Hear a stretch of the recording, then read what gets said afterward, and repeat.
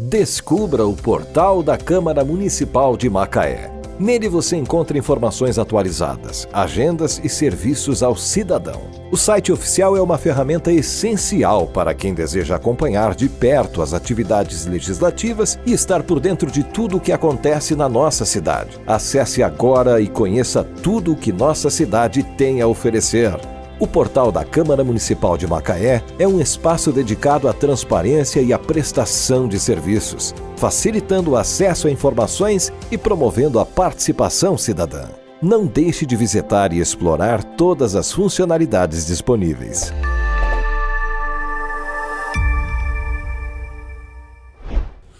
Olá, muito bom estar com você mais uma vez no nosso podcast Nossa Macaé, aquele momento em que a gente fala do trabalho que é feito por muita gente que colabora com a nossa cidade, colabora com a sociedade macaense, fazendo um trabalho bacana e que por isso merece o nosso destaque, a nossa atenção acima de tudo. Hoje, nessa edição aqui, vou bater um papo com a Camila Maria, que é assistente social formada pela UF e que tem uma particularidade em seu trabalho como assistente social, que é o atendimento às pessoas, aos ambientes que tratam distúrbios psíquicos. Distúrbios psíquicos nas suas mais diversas apresentações. Não é isso, Camila? Queria agradecer muito por você estar aqui, parabenizar por esse trabalho, que é pedreira, né? Sim. O serviço social ligado ao atendimento às pessoas que têm distúrbios psíquicos é um serviço social pesadão, né? Isso, eu que agradeço a oportunidade de estar aqui e poder falar desse tema, né, que é um tema que eu gosto muito, que nesse tempo que eu tenho já de formação, cerca de 14 anos, eu estou envolvida desde antes até de me formar, fazendo estágio, né, no campo da saúde mental, que a gente chama. E o serviço social, sim, é uma categoria que está à frente de muitas lutas, né? Então, a saúde, na verdade, ela é integral, né? A gente acaba separando um pouquinho e colocando uma tinta na saúde mental quando a gente quer trazer para essas questões mais específicas, porque eu acho que pela força, né, da palavra, assim como às vezes o dentista vai reforçar a saúde bucal, mas a saúde, eu acho que é interessante trazer essa perspectiva de que ela é integral, né? Então, até para que a gente amenize o estigma do sofrimento psíquico. Então, toda pessoa que tem a sua saúde, ela está interligada, né? Um conceito que a gente deve ter. Então, se eu estou bem fisicamente, isso vai afetar também todo o meu organismo, as minhas emoções, a minha saúde mental também. No campo da saúde mental, a atuação de um profissional do serviço social como você de certa forma, acaba sendo também um pouco um serviço de saúde que você pratica. Sim. Enquanto assistente social, não? Sim, a gente atua de maneira multidisciplinar, né, em conjunto com outras categorias, psicólogos, assistentes sociais, sempre muito em específico se for uma política como o CAPS, né, que são os Centros de Atenção Psicossocial, médicos e enfermeiros também junto. E, particularmente, o serviço social, né, dentro de um dispositivo como, por exemplo, esse que eu citei, que é o CAPS, ele vai olhar para as expressões da questão social ali, como muitas violências que são perpassadas, né, por aquela questão de saúde, independente se aquele indivíduo já tem ou não um diagnóstico fechado. Então, às vezes, as questões relativas a falta de remuneração, a falta de inserção no mercado de trabalho, a renda, vai afetar muito, né, a condição daquele indivíduo. Então, o CAPS, por exemplo, é um local que acolhe pessoas também com alimentação, né? Então, acaba sendo um campo muito vasto para o serviço social, em conjunto com psicólogos e enfermeiros, médicos. Eu ia te perguntar exatamente isso. Quais são os fatores extra-saúde, vamos dizer, fatores sociais que estão ali em torno no meio ambiente de uma pessoa acometida de um distúrbio, que podem potencializar empurrar a pessoa para um desequilíbrio na sua saúde mental? Sim, eu vejo muito, em grande maioria, a violência, né? Seja a violência urbana, e as violências também de outras ordens que estão no cotidiano da maioria das pessoas, em específico de um público, estou falando de um setor público, né? Que são atendidas de um setor público. Questão da violência doméstica também? Também. Você diria? Sim, também. Psicológica também.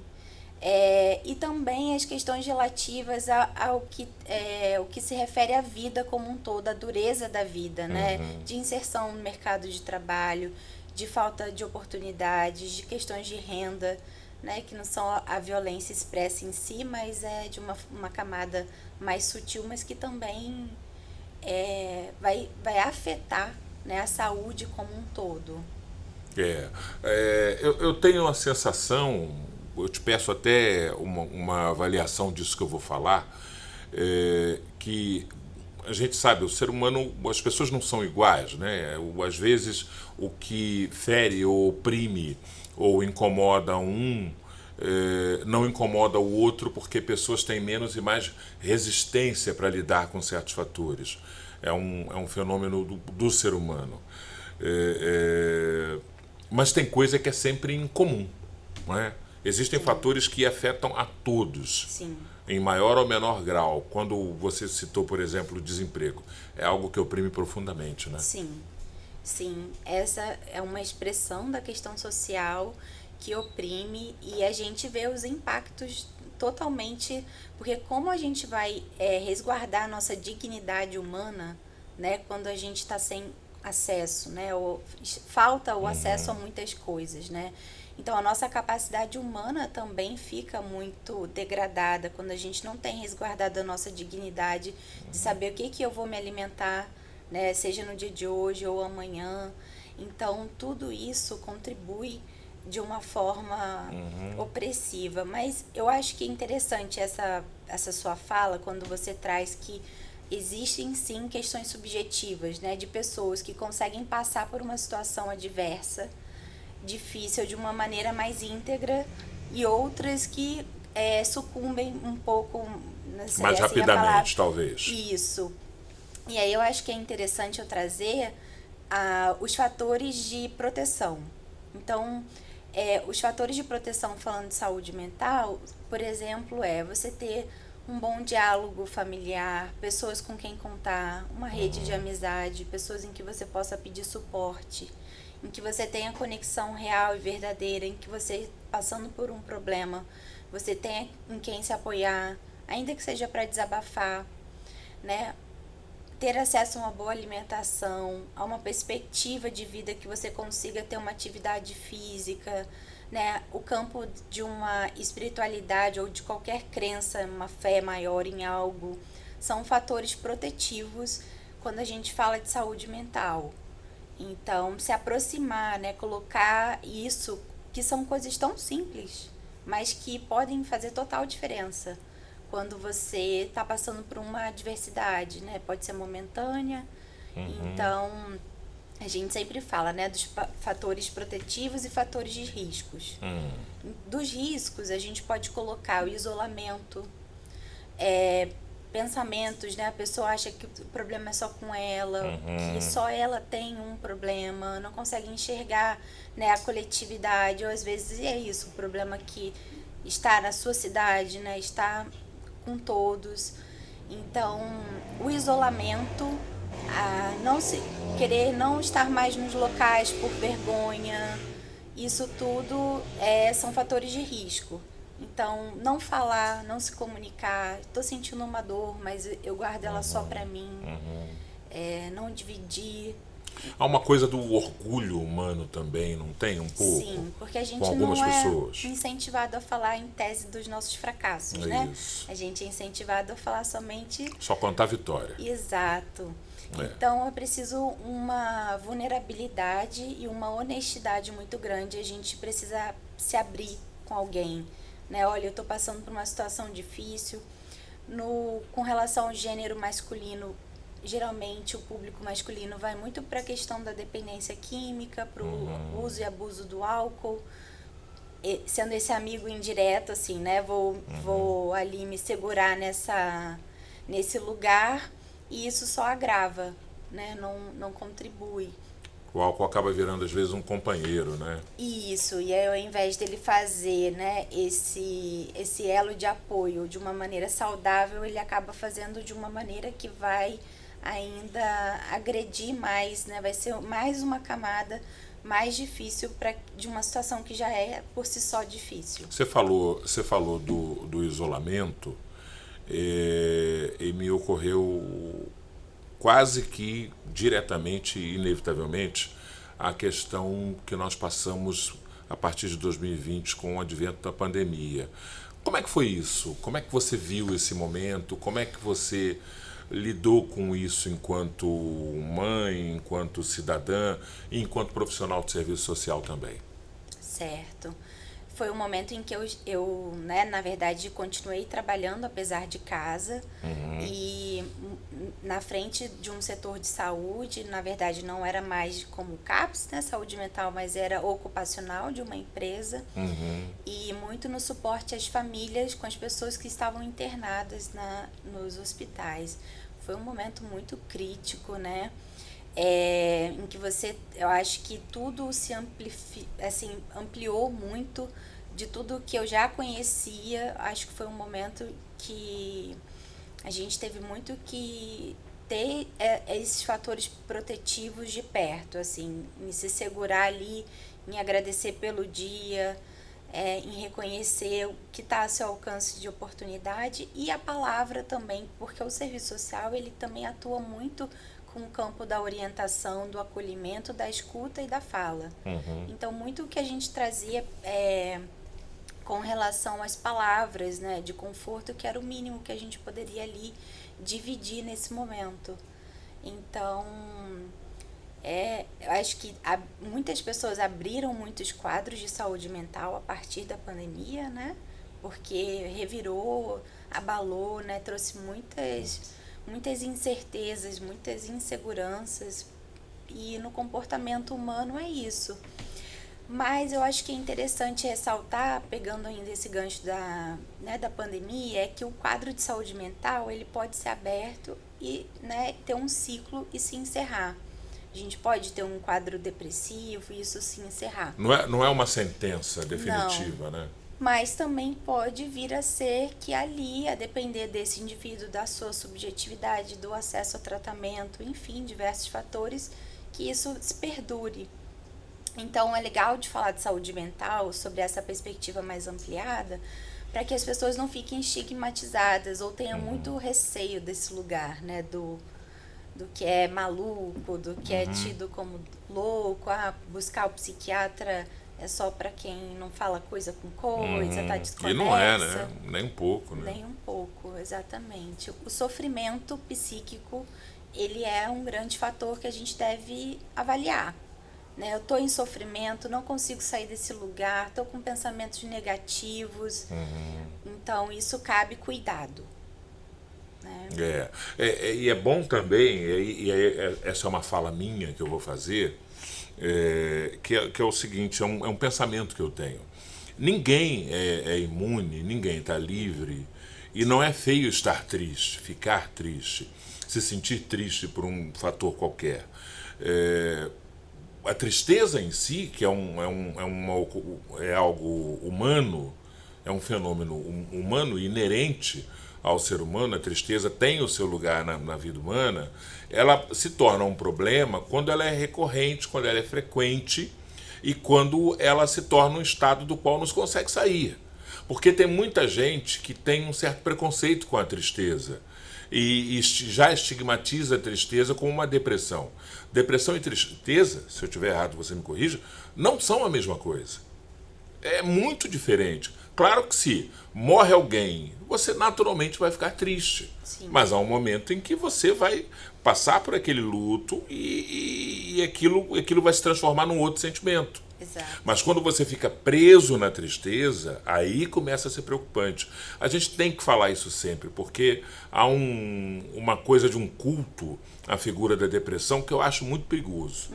Acho muito perigoso, acho muito perigoso. Sim. As pessoas parece que ficam se sugestionando a quererem estar deprimidas como se isso garantisse algum glamour, não sei, é uma coisa estranha. Lugar, né? Pra ser visto. Às vezes até para ser visto. Para ser visto, para chamar atenção, é verdade. Isso. É verdade, eu acho isso bem perigoso também. Sim. Não, mas perfeito. Isso que você falou é bem isso. Eu acho que, né, como profissional, eu vejo que 2 palavrinhas podem se somar à sua contribuição, que é o prejuízo. Né? Então, quando essa tristeza ela se demora demais e a gente começa a ter muitos prejuízos de interação social, prejuízo no sentido assim, não vou pegar um trabalho porque eu estou muito triste. Você começa a perder o seu rendimento do dia a dia, né? Isso. Quando ela começa a causar prejuízo, né, nesse tempo assim de demora e muito em relação a essa questão do isolamento e maus pensamentos, né, ideações, ideias que não são... eu acho que tem a ver com a pulsão de vida, aí sim a gente tem que tomar cuidado. Mas o luto, por exemplo, eu perdi alguém, né, passei pelo falecimento de alguém. Uma separação... Que também impõe um luto, né, naturalmente. Isso, a gente vive diversos lutos, né, a perda de um animal, enfim... Viver o ciclo do luto, né, é natural do ser humano. Então é isso, a tristeza também é natural, a alegria é natural. Geralmente a gente pode ter as 2 coisas dentro de uma mesma situação. Uma parte sua triste por uma questão que se foi, outra feliz. Né, se é um familiar que estava sofrendo, doendo muito, a gente em parte fica um pouco aliviado, né, por saber que o sofrimento... Né? Exatamente. Então são questões duais. São questões que nos chamam a ver a integralidade da nossa humanidade. Né? Então, às vezes, diante de uma situação, a gente pode sim ter sentimentos duais, né? Que são, em tese, ditos controversos, mas que é da nossa capacidade humana de sentir. Né? Eu costumo dizer que o sentimento é o que ele é e não o que a gente gostaria que fosse. Às vezes, a gente se cobra de estar de um jeito perante uma situação. Mas estar conectado com a sua verdade, com o que o seu sentir, geralmente é a luz, assim, é a bússola que vai nos guiar para caminhos mais saudáveis, digamos assim, psiquicamente. Bom, você, graduada em Serviço Social pela Universidade Federal Fluminense, pela UF, e agora fazendo uma especialização, uma pós-graduação, num tema também muito, muito, muito sensível, que é o suicídio. Isso. Né? Que é o suicídio. Essa especialização que você está fazendo, ela foca na prevenção, ela foca na conscientização. Qual a matéria-prima desse seu estudo? Eu entendo hoje, ainda estou no começo, né? Mas entendo que ela foca em como atuar, como os profissionais podem fazer os que a gente chama de manejos, em prevenção, sim.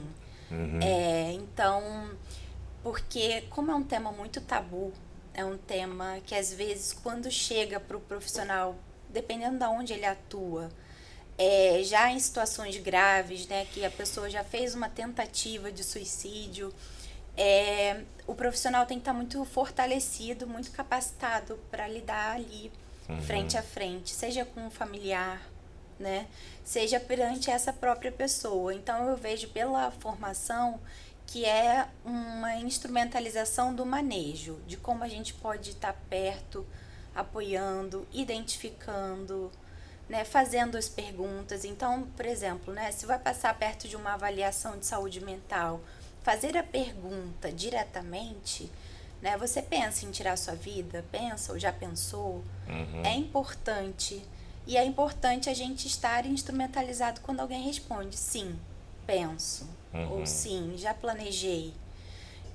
Então, pra gente saber, né, e a partir de agora, como eu continuo essa conversa, né? Então... Como é que eu toco daqui pra frente esse papo aqui, né? Exatamente. O que eu faço com isso? Exatamente. E acaba que a gente, enquanto profissional, precisa estar fortalecido, né? Imagino. para ter esses enfrentamentos e trazer ali de uma maneira cuidadosa, né? Tudo ali que a pessoa precisa, geralmente ela quer acabar com a dor, né? Com o sofrimento em si, não necessariamente com a vida, mas aí ela precisa de instrumentalização. Essa sua especialização em suicidologia, é assim que chama, é uma coisa recente, mas você tem uma experiência, uma vivência como assistente social exatamente no âmbito do atendimento de saúde mental. Então, eu te pergunto o seguinte, você já tratou, já lidou, já conversou, já acolheu todo tipo de pessoa. Ainda para falar do suicídio, a gente tem muito tabu, muita frase feita, muita verdade consagrada na cabeça das pessoas sobre esse tema.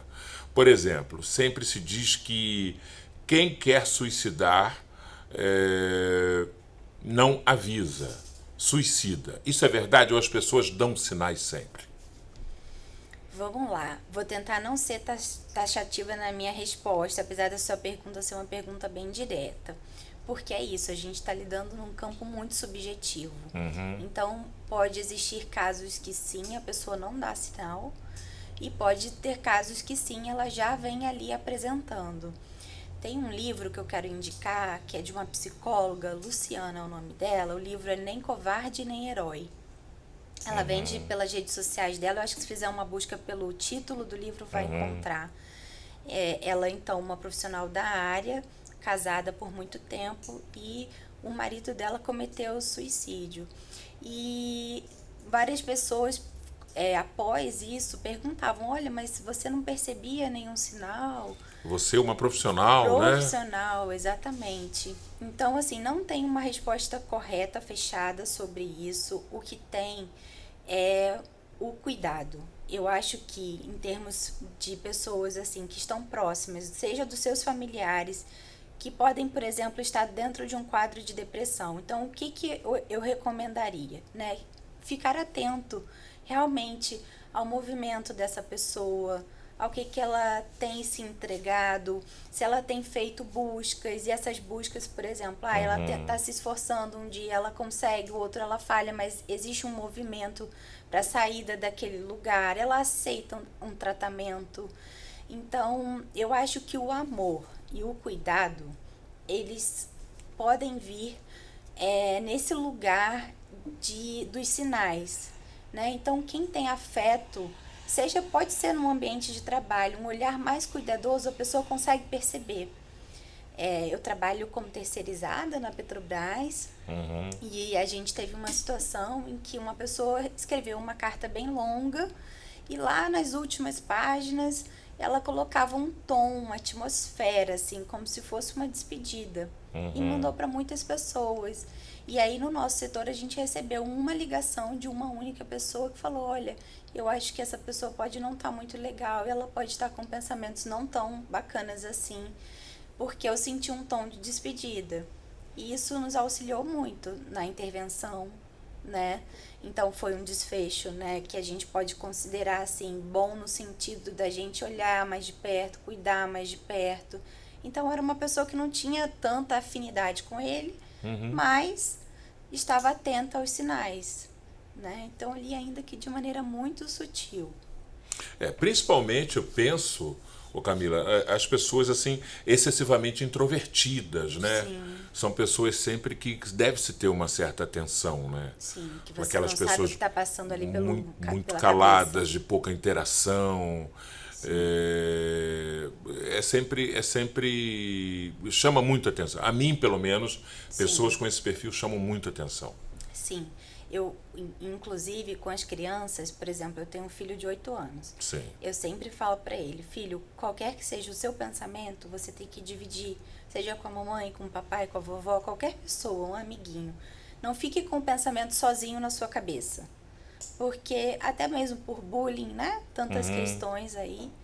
Então, realmente, você ter um mundo interno muito tumultuado e não conseguir ter válvulas de escape ou expressões, né, do seu mundo interno é um fator que chama a atenção. Então, uma pessoa que é mais introspectiva, seria legal que ela escoasse essas questões através da arte, se ela quiser, obviamente, né? Gostar, seja desenhando, fazendo uma poesia, ainda que ela não queira falar ou estar num lugar com muitas pessoas, né? Mas que ela possa ter a autoexpressão ali colocada, né? O mundo interno dela traduzido. Uma prática esportiva, Exato. uma luta.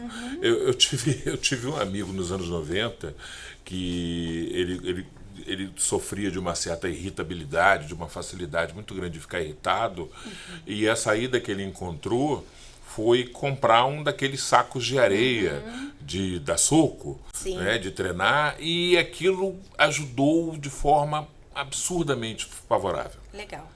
O cara colocou um negócio daquele na varanda de casa e passava, às vezes, 1 hora dando soco naquilo, dando chute naquele negócio, e ficou leve. Sim. Claro que eu estou usando aqui um exemplo extremo.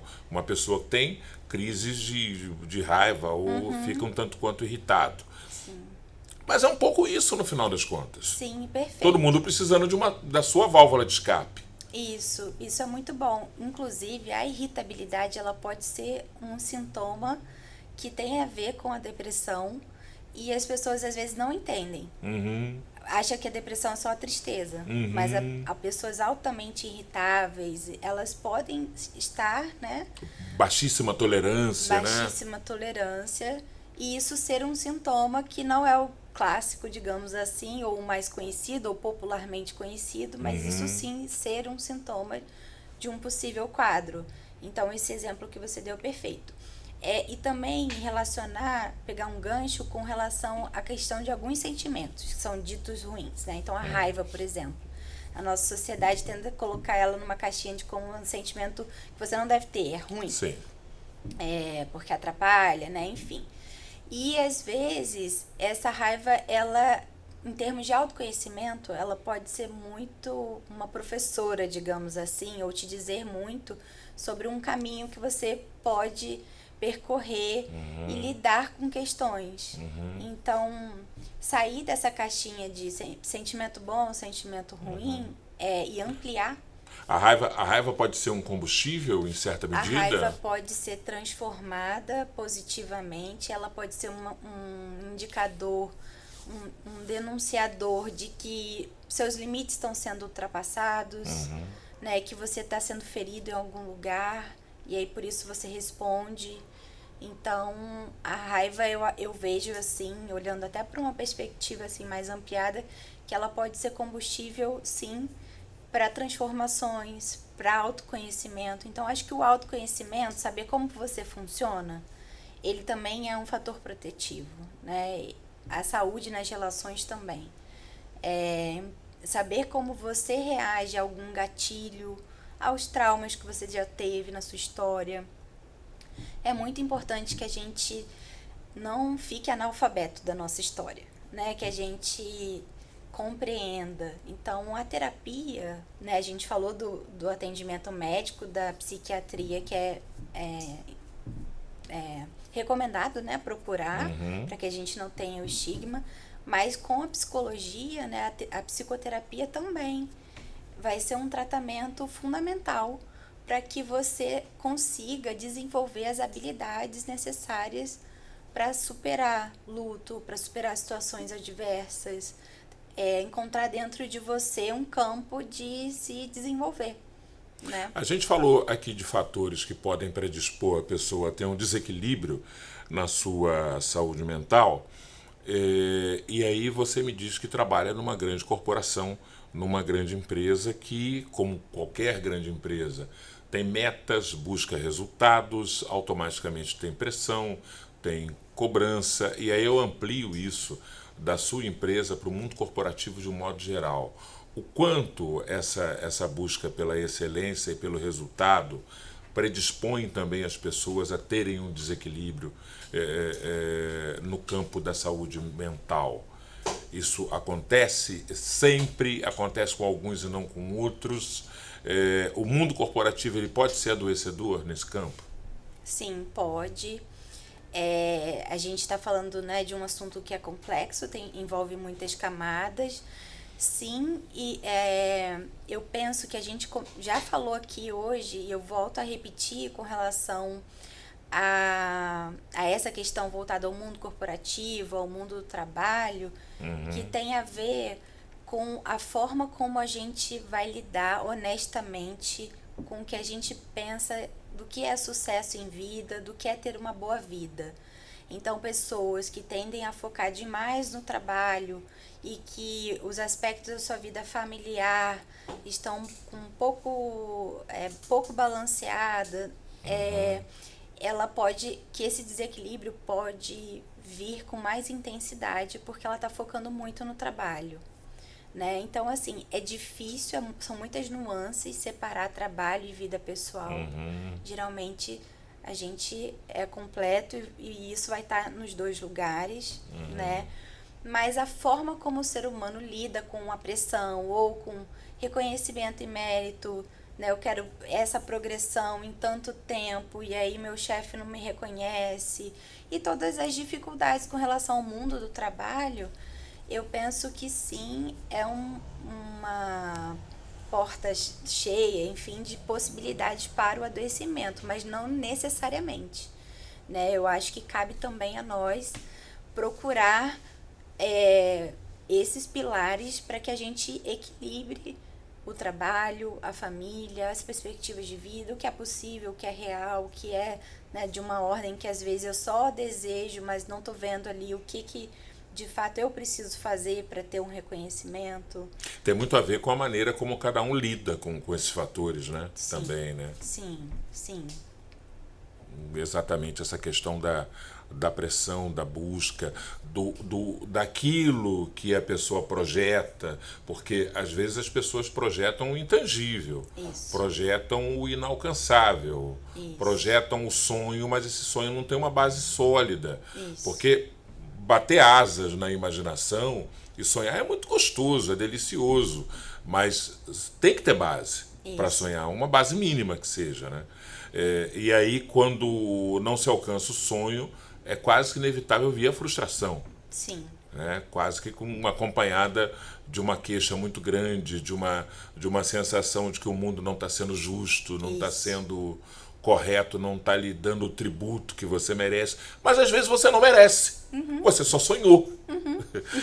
E de fato você não tem atributo algum para que aquilo aconteça. Exatamente. Isso é uma pegadinha braba da vida, né? Sim, exatamente. Maravilhoso essa sua fala.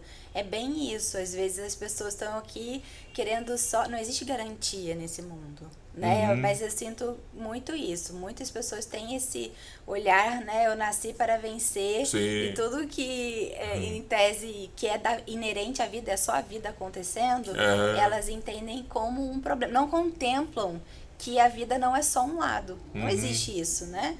Não existe só coisa boa. A gente vai viver na dualidade. Então, as pessoas que não tiveram essa ponderação, que talvez não veio de casa, dos pais, que é isso, que a vida não é um pudim, um morango, elas têm uma propensão maior a esse tipo de frustração, porque já não contemplam a ideia de que é isso, a vida é batalhas, né, vitórias, mas não é só uma única coisa. E uma outra coisa também, e aí é uma verdade que eu carrego comigo, e sempre que eu posso, eu externo àqueles com quem eu tenho um pouco mais de liberdade, é de que definitivamente a vida não é justa com todos. Ainda tem isso também. No sentido contrário disso que eu falei, há pessoas altamente meritórias, mas que por uma série de outros fatores não chegam lá também, ainda que tenham méritos. Porque não há espaço para todo mundo. Né? Os espaços de sucesso e de acesso não tem cadeira para todo mundo sentar. Muita gente não vai conseguir lugar, mesmo tendo méritos. E isso é duro, mas também é preciso ter essa consciência. Não vai dar para todo mundo.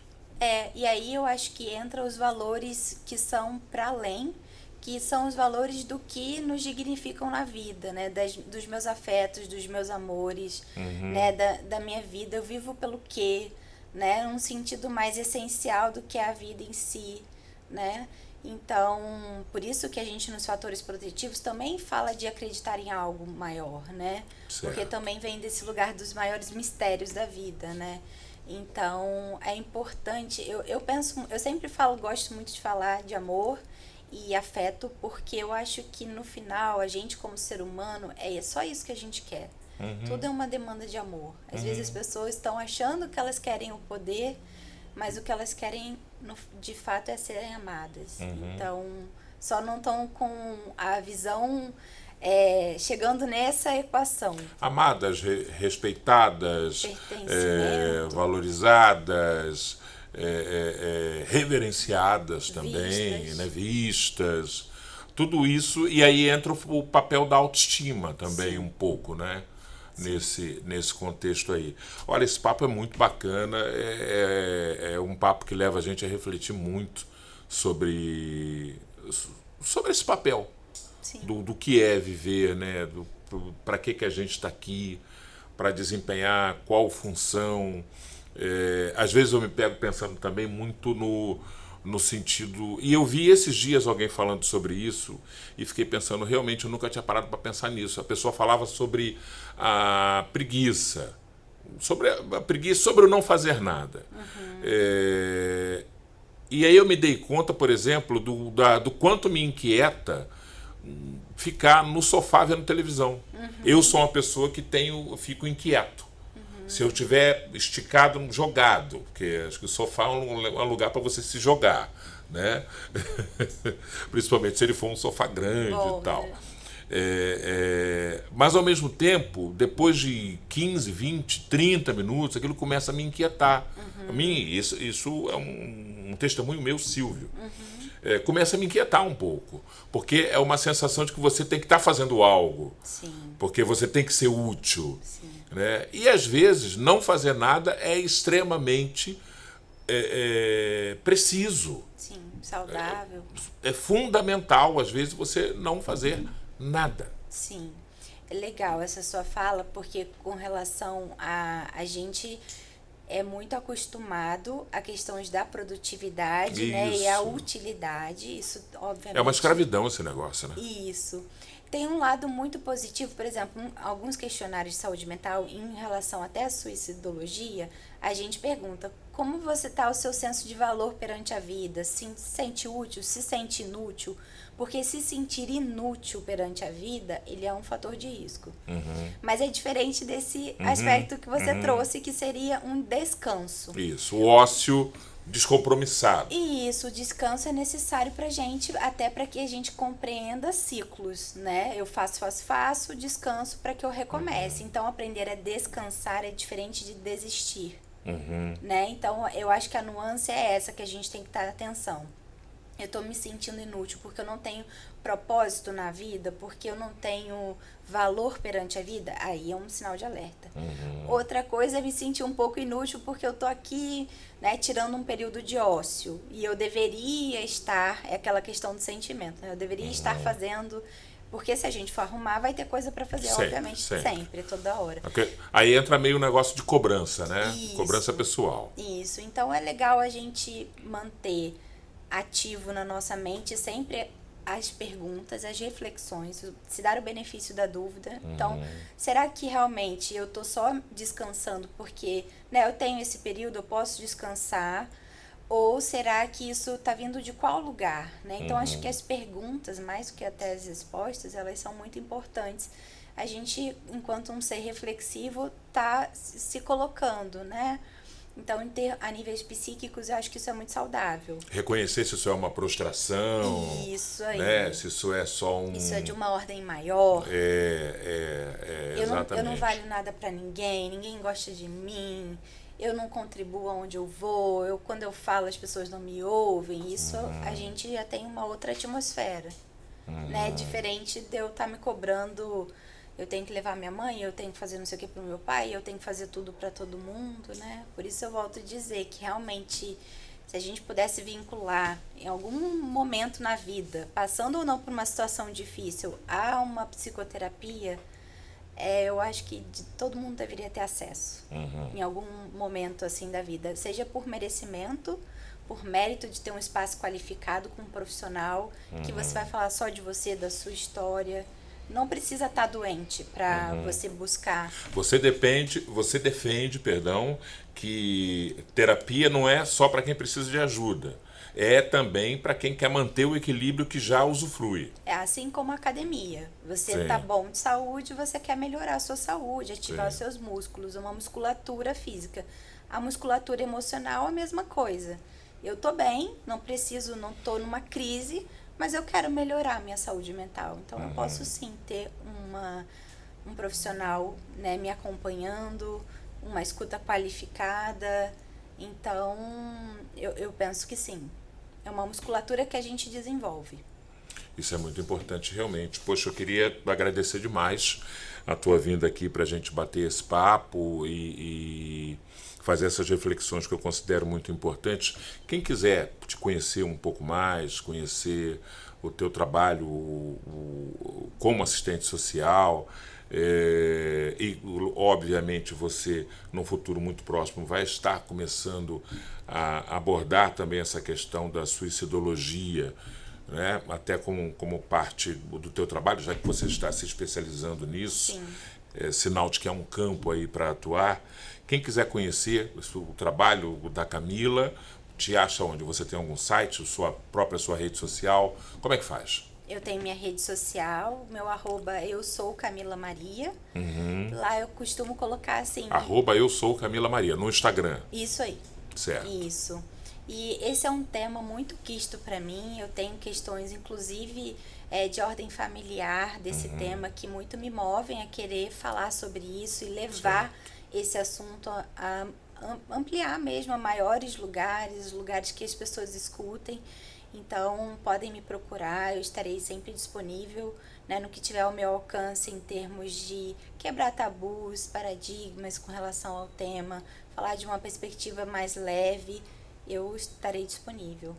Maravilha, maravilha. E o nosso podcast Nossa Macaé vai estar disponível também para a gente voltar a falar sobre esse tema, sobre outros temas que você tenha para trazer, porque eu acho que essa contribuição sempre vai ser muito valorizada.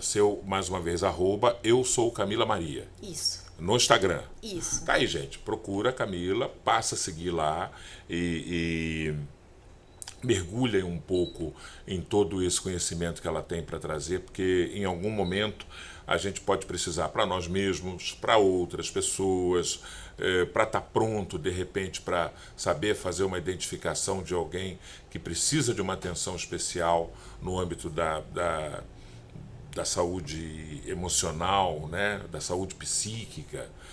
Em que pese a Camila ser uma assistente social, fica muito claro que ela tem uma sensibilidade para a terapia muito grande, muito aguçada. E no fundo, todos nós, em algum nível, também podemos ter um pouco de atenção. Não é ser um especialista, se meter a receitar remédio, pelo amor de Deus, não faça isso. E as pessoas se metem muito a fazer essas tolices, mas tá atento para identificar e falar, olha, eu acho que você precisa procurar um profissional habilitado para te ouvir. Você precisa falar com alguém. Isso já pode ser a porta de entrada para a resolução de um problema muito grave. Camila, obrigado por você estar aqui. Sucesso sempre, tá bom? Muito obrigada. Obrigada a você. Tá aí, gente. Nossa Macaé é isso, o momento em que a gente fala com pessoas que realizam trabalhos bacanas, especiais e que edificam e colaboram muito com a nossa sociedade. Eu peço a você que assine o canal TV Câmara, se você não é um assinante ainda, ativa o sininho das notificações, porque aí o YouTube passa a te avisar que tem vídeo novo. Peço também para você compartilhar esse podcast com mais pessoas, com seus amigos, familiares, e assim esse conteúdo vai chegando para mais e mais pessoas nessa grande rede onde todos nós estamos navegando. Temos um encontro marcado na nossa próxima edição. Um forte abraço e até lá!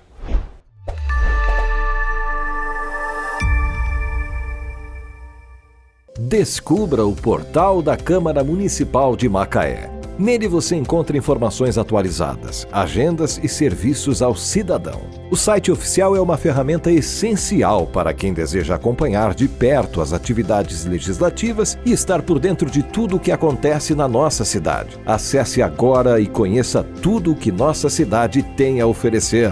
O portal da Câmara Municipal de Macaé é um espaço dedicado à transparência e à prestação de serviços, facilitando o acesso a informações e promovendo a participação cidadã.